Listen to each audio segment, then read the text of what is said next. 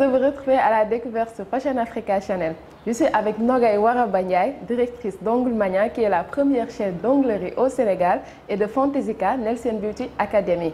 Elle est une pionnière dans le milieu de la beauté au Sénégal. Cette ancienne cadre dans le marketing a connu le succès après avoir monté Ongle Mania et Fantaisica. Nogay veut carrément changer l'industrie de la beauté au Sénégal. Bonjour Nogay. Bonjour Rianne. Merci de nous avoir reçus. C'est un plaisir. Pourriez-vous vous présenter en quelques mots à nos téléspectateurs? Après tes mots, je ne sais pas ce que je dois rajouter parce que non, vous avez beaucoup de choses à développer. Ça fait très plaisir de l'entendre parce que, voilà, comme on dit, l'entrepreneuriat, ce n'est pas un long fleuve tranquille. Oui. Donc, entendre parler des réalisations, c'est juste un plaisir. Non, vous êtes une brave dame, une pionnière, c'est normal. Merci beaucoup. Effectivement, pionnière parce qu'on a commencé Ongle Mania, je dis on parce que c'est toute une équipe. Depuis 2009, on a ouvert le premier Ongle Mania, je pense que c'était à Fass. Et ensuite, on a enchaîné avec les autres Ongle Mania, notamment à Ngor Almadi, sur la VDN et puis au Point E. Et dans cette aventure, on va dire entrepreneuriale, qui a pour ambition, en tout cas, de changer, on va dire, la face de tout ce qui est domaine de la beauté au Sénégal, j'ai aussi mis en place l'académie Fantaisica Beauty Academy qui forme depuis 2016. Ah, vous avez ouvert Fantaisica en 2016. Exactement. Pourquoi vous avez ouvert Fantaisica? Alors, comme tu l'as dit au départ, pionnière dans le secteur en tout cas de la beauté sur tout ce qui est spécialité en onglerie. Je t'ai confrontée à une problématique qui était le problème des RH, c'est-à-dire les esthéticiennes professionnelles qui devaient travailler avec moi. Sachant que moi j'ai ouvert Ongle Mania en 2009, une année après, au départ je n'étais pas du tout dans l'esthétique. Je suis du marketing et de la communication et par passion et par patriotisme j'ai ouvert Ongle Mania, mais je me suis rendu compte pour mieux développer en tout cas mes instituts, développer la chaîne et aller vers cette ambition plus, on va dire, de réseau, je me suis dit qu'il était important, voire vital, que je puisse, moi, détenir les techniques des métiers. Donc, c'est comme ça que je suis allée en France pour me former. Ah, vous êtes formée en maquillage aussi? Je me suis formée en onglerie d'abord, tout ce qui est pédicure, manucure, les poses de faux ongles, le gel, la résine. Donc, toutes les techniques de prothésisme ongulaire et de soins pour les pieds et les mains. Donc c'est la vous première... maîtrisez très bien d'abord ce que vous faites. C'est ça qui est bien. C'est important. C'est important. C'est important. Au début, je ne l'ai pas fait parce que je ne voyais pas ou ne comprenais pas l'importance d'être, on va dire, experte dans ce qu'on déploie. Moi, je suis très business. Donc, je me suis dit, je vais me concentrer sur le business. Mais je me suis rendu compte au fil du temps que pour faire le business, il fallait comprendre le cœur du métier. Il fallait maîtriser, au fait, le cœur du métier. Parce que c'est sur ça qu'on peut comprendre c'est quoi les meilleurs produits qu'on peut offrir, c'est quoi les meilleurs services qu'on peut offrir et de pouvoir travailler dessus et de pouvoir l'améliorer. Mais surtout de pouvoir le partager aux différentes équipes. Je suis allée me former pour cette raison, mais la deuxième raison, c'est que sur le marché, il n'y avait pas des professionnels qui pouvaient répondre à ce besoin-là. Donc, je suis allée me former et c'est comme ça que j'ai formé toute l'équipe, au fait. Toutes les équipes qui, depuis le début du projet, travaillent avec moi. Qu'est-ce qui séduit la clientèle au niveau de l'onglerie ici au Sénégal? Alors, c'est plusieurs dimensions. Hein. Chaque type de clientèle a ses besoins. Mais je pense que la première des choses, c'est le bien-être. Je le dis tout le temps à mes équipes, la partie la plus importante que la cliente vient chercher dans l'institut n'est pas forcément sur la facture. C'est tout le service que vous allez lui donner, c'est toute l'attention que vous allez lui donner, c'est voilà, cette prise en charge client que vous allez lui donner. Ce n'est pas écrit sur la facture, mais c'est une partie très importante que les clients viennent chercher. L'autre chose que je peux peut-être partager ici, c'est tout ce qui est innovation, nouveauté. On est dans un secteur à tendance. Tout ce qui est beauté, tout ce qui est mode, ça évolue au fil du temps. Ça évolue avec toutes les tendances que que souvent les stars ou les personnes connues mettent sur le marché. Donc du coup, tout l'écosystème, tous les professionnels vont vers ça. Et c'est ça qu'on appelle la tendance. Donc il faut savoir innover et savoir surfer sur la tendance, sur les tendances. Okay. Donc c'est ça que les clients en général viennent chercher. Après, il y a d'autres petites choses, mais voilà, c'est globalement ça que je pourrais... Comment s'est passé les débuts avec Ongle Mania? Les difficultés? Vous en avez rencontré? Alors, je le dis tout le temps, quand on est pionnier dans un secteur, quand on est pionnière dans un domaine, on ne travaille pas que pour sa propre marque ou bien son propre institut. On travaille pour le marché. On amène des nouvelles choses, on l'impose au marché et on éduque en même temps et les clients à adapter le système et les professionnels à se mettre en place et à se former au fait. Donc tu te bats pour ton business, mais tu te bats aussi pour l'écosystème. Si je peux en parler de façon globale, c'était ça la vraie difficulté. Par exemple, quand on parle des hommes sénégalais qui vont en institut, jusqu'à présent, c'est un phénomène qui n'est pas encore adapté. Ça se fait de plus en plus, mais pour que les hommes aillent faire des pédicures, j'ai fait 2-3 émissions télé pour parler au fait de l'importance au fait des soins pédicures. Qu'est-ce que ça apporte en termes de bien-être? Quelle sorte de pédicures on peut avoir qui peuvent aussi être des pédicures thérapeutiques? Parce que on n'est pas juste dans l'esthétique, on est aussi dans le bien-être. Si par exemple on a chez Ongle Mania, par exemple, on a des pédicures qu'on appelle des pédicures thérapeutiques. Si je peux donner un exemple, on a l'anti-crevasse. Souvent, on a des crevasses au niveau des pieds. Surtout chez les hommes. Voilà. Et souvent, ça arrive chez les hommes. Et ça, quand on fait la pédicure, c'est comme si on respirait par les pieds. Donc, une fois qu'on fait la pédicure anti-crevasse, qu'on enlève toutes les crevasses et qu'on fait un massage des pieds, c'est comme si on soulageait tout le corps. Parce que c'est les pieds portent au fait le corps. Donc on ne peut pas juste dire que c'est une histoire de femme. Donc c'est une histoire de bien-être d'abord. Si je peux donner un autre exemple, c'est ce qu'on appelle la pédicure anti-pied d'athlète. Les athlètes en général, comme ils portent souvent des baskets et font du sport, les pieds respirent et transpirent. Donc souvent entre le petit orteil, entre les orteils, il y a souvent cette chaleur qui est entre les deux et c'est ce qu'on appelle souvent les pieds d'athlète. Et ça, on a souvent des sportifs locaux ou internationaux qui viennent au Sénégal et qui souvent font ces pédicures-là. Et tout ça, on trouve ça chez Ongle Mania. Tous ces différents types de pédicures. Exactement. Pour dire que ce n'est pas juste une histoire d'esthétique ou une histoire de femme, mais c'est aussi une histoire de bien-être. Voilà. Donc, je vais rebondir sur ça, Nogay. Côté bien-être pour le pédicure, on a aussi le pédicure pour les diabétiques. Ça aussi, j'ai entendu. Oui. En fait, ce n'est pas une pédicure spécialement pour les diabétiques, mais pour les diabétiques, il faut faire attention. Parce que c'est des personnes qui portent une pathologie qu'il faut prendre en compte. Les diabétiques, aujourd'hui, ne doivent pas avoir des blessures ou des coupures parce qu'ils ne guérissent pas ou bien ils guérissent très mal. L'autre élément que je peux donner sur les pédicures qu'on fait aux diabétiques et les produits auxquels il faut faire attention, c'est, par exemple, on fait un gommage. Quelqu'un qui n'est pas diabétique, tu lui fais un gommage au sucre, il n'y a pas de souci. Mais quelqu'un qui est diabétique, qui dans son alimentation fait attention au sucre, tu lui fais un gommage à base de sucre, ça pose problème. Donc c'est des éléments sur lesquels il faut vraiment faire attention par rapport aux personnes qui portent le diabète. Donc voilà, c'est pas genre pédicure diabétique ou non, c'est un ensemble de...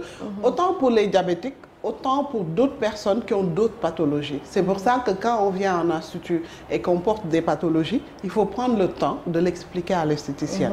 L'esthéticienne aussi doit prendre le temps de diagnostiquer son client pour voir ce qu'on fait. Parce que c'est ce que je dis tout le temps dans l'académie, à Fantaisica, quand on apprend les pédicures, manucures, en tout cas tout ce qui est soins, je leur dis, notre base de travail, c'est l'être humain et c'est surtout la peau. Donc, il faut savoir échanger pour prendre toutes les informations nécessaires pour pouvoir prendre en charge le client et lui donner les meilleurs soins possibles.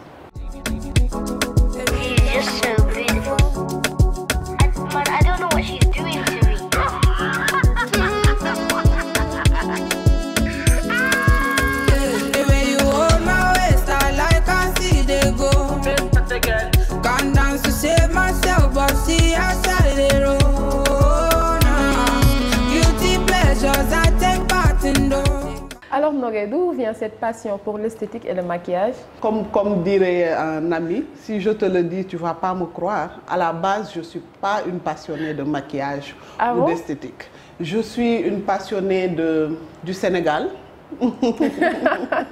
C'est très loin de la question. C'est très loin de la question, mais ce que je dis est très profond chez moi.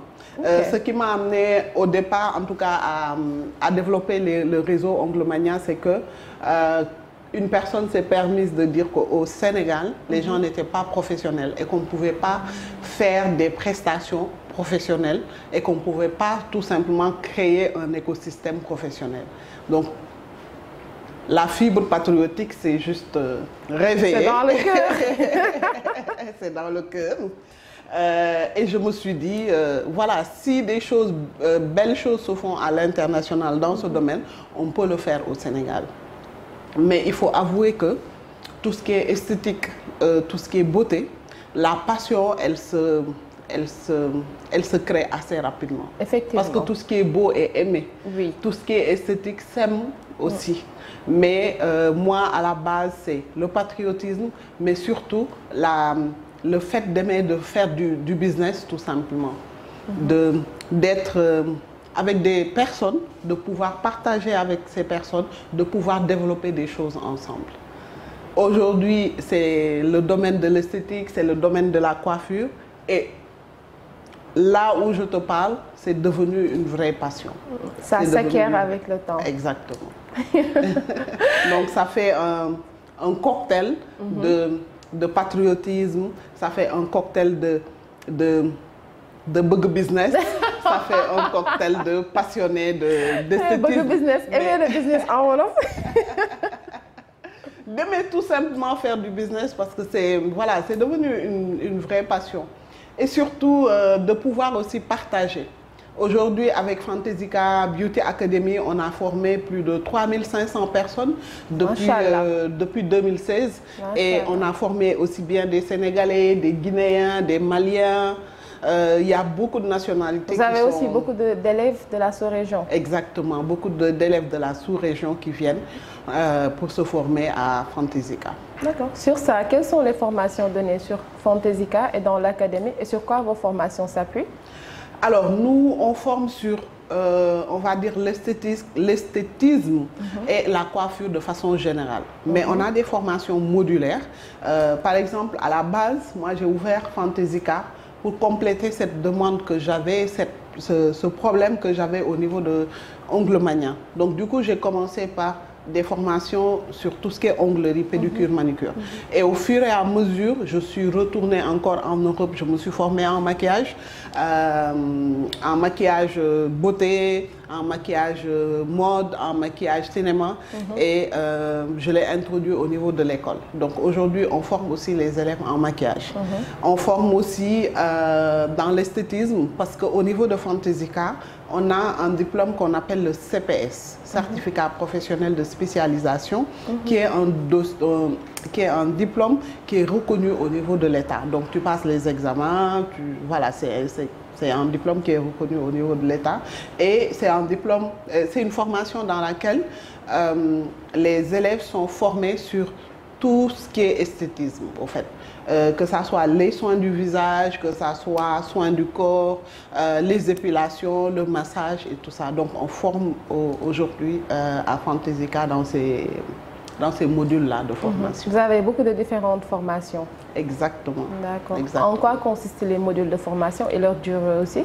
Alors, ça va de soi. Hein. C'est des modules de 2 à 3 mois. Et en CPS, on peut aller jusqu'à 6 mois. D'accord. Voilà. Ok. Quel est votre regard sur le maquillage au Sénégal en ce moment? Ben, moi, je suis contente. Je suis toujours contente de chaque pas qu'on fait dans ce domaine. Chaque année, les make-up artistes sénégalais et sénégalaises m'étonnent de plus en plus. Parce que en rentrant dans ce secteur, je me suis rendu compte de l'habileté. Parce que c'est un métier manuel. Tout ce qu'on fait dans l'esthétique, que ce soit même le maquillage, c'est des métiers manuels. Et ça m'a permis en tout cas, de confirmer les capacités manuelles des Sénégalais. Des Sénégalais ou d'autres nationalités. Les Sénégalais intelligents aussi, hein? La Sénégalaise, j'ai dit les Sénégalaises sont très intelligentes. Mais c'est une combinaison d'intelligence et d'habileté manuelle, ce que je suis en train d'expliquer. Parce que quand tu fais le maquillage, la première chose quand on te dit que tu es make-up artiste, c'est ta capacité d'adaptation. C'est-à-dire qu'aujourd'hui, on t'envoie maquiller Rihanna. Tu vas demander, Rihanna, pourquoi elle veut se maquiller, dans quel cadre, dans quel concept, et tu organises tout ça pour en faire un maquillage qui est adapté à ce qu'elle souhaite faire. On t'appelle pour un film, il faut que tu puisses savoir c'est quoi le film, c'est quel personnage il faut adapter. Tout ça, c'est du travail stratégique et intellectuel d'abord, avant de pouvoir prendre ses pinceaux pour pouvoir dessiner. Donc c'est une combinaison des deux, au fait. Mais il y a une finesse, au fait, pour avoir fait un peu le tour aussi de ce qui se fait dans d'autres pays. On a une finesse dans le pinceau. En tout cas, nos make-up artistes que je félicite au passage, elles ont ou ils ont. Parce qu'il y a aussi des hommes qui sont très talentueux. C'est ce que je voulais demander aussi. Et aussi, vous avez des hommes, des élèves? Oui, on en a eu. Des Sénégalais ou d'autres nationalités? Oui. On a eu des Sénégalais, on a eu même un couple qui était venu et je pense que le mari était en onglerie et sa femme était en maquillage. Donc c'est des métiers qui sont de plus en plus, on va dire, pas utilisés, mais investis aussi par des hommes. Parce que aussi, il y a le besoin aussi. Oui. Les Sénégalaises maintenant, elles aiment beaucoup se maquiller. Ben oui. Voir comme vos jolis ongles là, voilà. Alors Nogaye, quels sont les débouchés pour les élèves de Fantaisica après leur formation? Alors, c'est une excellente question et c'est une question à laquelle je prendrai beaucoup de plaisir à répondre parce que pour moi, c'est ça l'aboutissement d'une école, au fait, d'avoir des élèves qui, à la fin de la formation, puissent, intégrer d'autres instituts pour travailler, et on en a. Mais pour moi, l'aboutissement ou la satisfaction que j'ai toujours, c'est de pouvoir voir nos élèves ouvrir leurs propres instituts. Et ça, on en a aussi bien à Dakar, dans les régions, et même dans la sous-région. On a des élèves qui ont ouvert des instituts, des salons, surtout en Guinée, en Gambie. J'en ai entendu.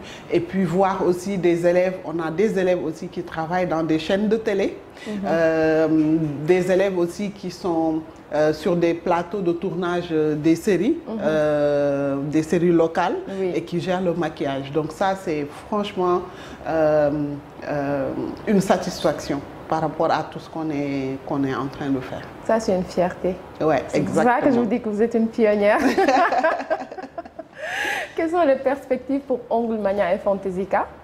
Alors, pour Ongle Mania, en tout cas, quand je commençais le récit de mon parcours entrepreneurial, je m'étais arrêtée à Fantaisica, mais on a aujourd'hui le groupe Waraba, qui est constitué du réseau Ongle Mania, de l'école Fantaisica, mais aussi de Probidis, Professional Beauty Distribution, qui est la plateforme dans laquelle on est aujourd'hui, qui permet aux professionnels d'avoir accès à des produits et matériels professionnels pour bien faire leur travail. Parce qu'on peut se former, on peut ouvrir un institut, mais si on n'a pas les produits et le matériel nécessaire et professionnel, on ne peut pas arriver à faire des belles prestations pour les clients. Donc aujourd'hui, on en est là. L'idée, c'est de pouvoir encore développer le réseau Ongle Mania. On est sur Dakar actuellement. On a des projets de développement sur les régions et dans la sous-région au niveau de l'Afrique de l'Ouest. Donc, c'est, comme je le disais, la vision, elle est nette, elle est ambitieuse.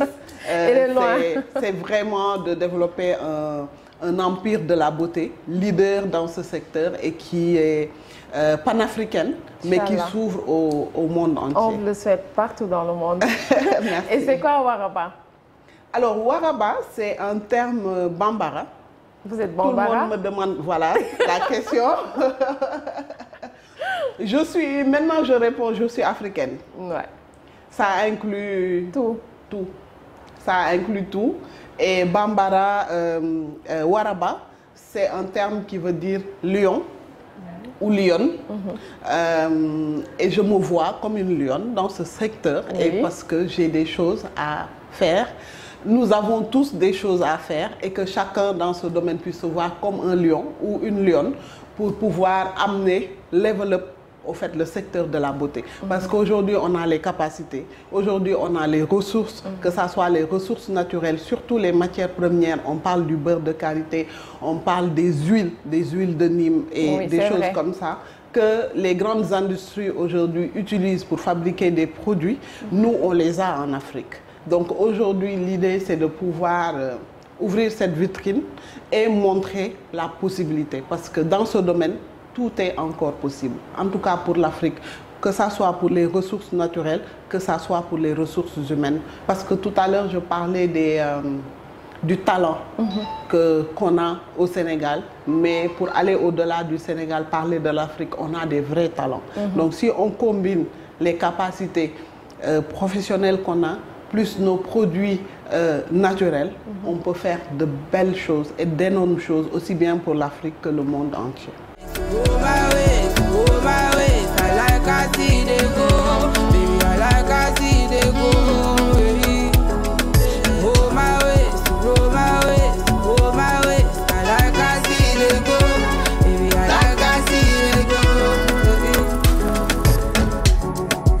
Make your body come, my body make a cool my tension. I'ma give me a love.